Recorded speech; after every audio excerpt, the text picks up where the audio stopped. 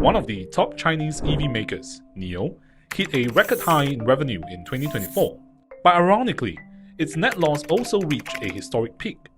If we do some quick math, in 2024, NIO was basically burning through over $8 million every single day. At this burn rate, its cash reserves might not even last a year.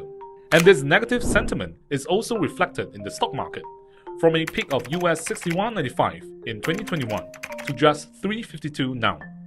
Another larger EV startup, Neta, sold nearly 200,000 cars across 2023 and 2024. Now, it's actually hanging by a thread. Factories are idle, massive workers are being let go, and the company is scrambling for funding. But the biggest blow came at the end of 2024, when a shocking announcement sent waves across China's social media. Jiyue, a mid-sized EV company with over 5,000 employees and more than 14,000 vehicles delivered that year, collapsed overnight, without warning. No one expected that, given it was launched by Baidu and Geely, two giants in tech and the auto industry.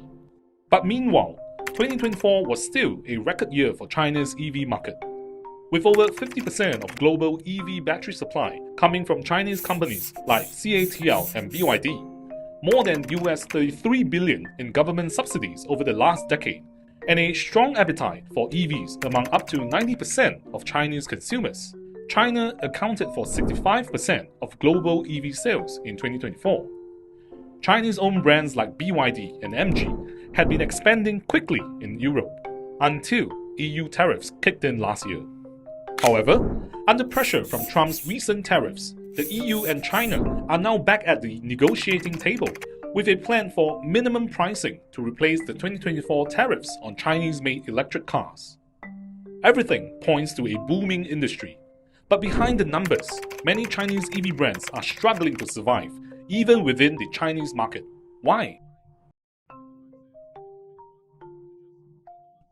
Let's rewind to 2017, when China's EV manufacturing boom reached its peak.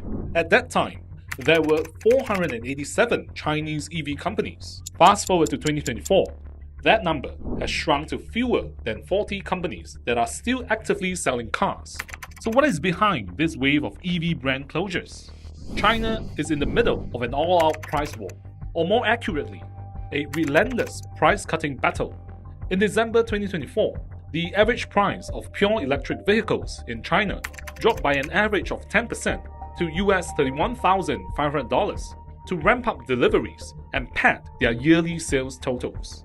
According to the experts, discounts this steep are almost unheard of. Even Tesla has joined the price war. The price of the Model Y plummeted from $52,000 in 2021 to $32,800 by the end of 2024. And now, BYD has fired the first shot of 2025's price war. At the start of the year, the company slashed the entry price for smart EVs to below $10,000, pushing affordability to a whole new level. Smaller brands had no choice but to follow. Refusing to cut prices means losing customers. Take the Zeekr 001 as a prime example. In just 1 year, EV company Zeekr launched 3 versions of the same model, each cheaper and packed with better tech. The result? Early buyers felt betrayed, paying more for a lower spec car. This is the reality for many mid-sized Chinese EV brands. Whether at home or abroad, the only way to compete is by slashing prices even further. And that's a risky game, one that could end up driving consumers away and putting brands out of business. China has already won the volume game on the global stage. But at home, the EV civil war is far from over. Winner winner, chicken dinner. Brands are fighting on every front just to stay in the game and outlast the rest. No one knows who will make it out alive, but for now, this relentless battle remains a blade hanging over the EV market, affecting not just those buying EVs today, but also those still wondering who they will be buying from next.